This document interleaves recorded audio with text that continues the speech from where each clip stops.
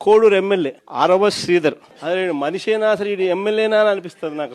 అసలు ఈ అరవ శ్రీధర్ అనేవాడు ప్రభుత్వ ఉద్యోగి అయిన ఒక అమ్మాయిని భయపెట్టి బెదిరించి రేపు చేసి హెరాస్ చేసి స్వయంగా ఆ అమ్మాయి తనకు జరిగిన అన్యాయాన్ని కూడా ఏకంగా సాక్ష్యాలు ఆధారాలతో సహా బయట పెట్టింది.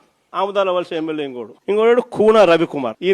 ఈయన గారి వేధింపులు భరించలేక గవర్నమెంట్ స్కూల్ ప్రిన్సిపల్ ఆత్మహత్యా యత్నం చేసుకుంటే ఇప్పటి వరకు చర్యలు లేవు. సతివీడు ఎమ్మెల్యే కోనేటి ఆదిమూలం ఒక మహిళను బలాత్కారం చేసిన చివరికి ఆ అధికారిని ఉపయోగించి ఆ కేసునే క్లోజ్ చేయించుకుంటారు.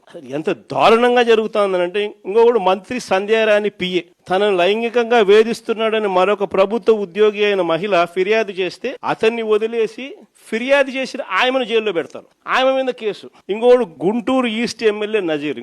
ఈ మనిషి అశ్లీల వీడియోలు కూడా ఆయనతో మాట్లాడుతున్నాడు, ఈడు అశ్లీల వీడియోలు చూస్తా ఉన్నాడు, ఈడు అశ్లీలంగా చేస్తూ.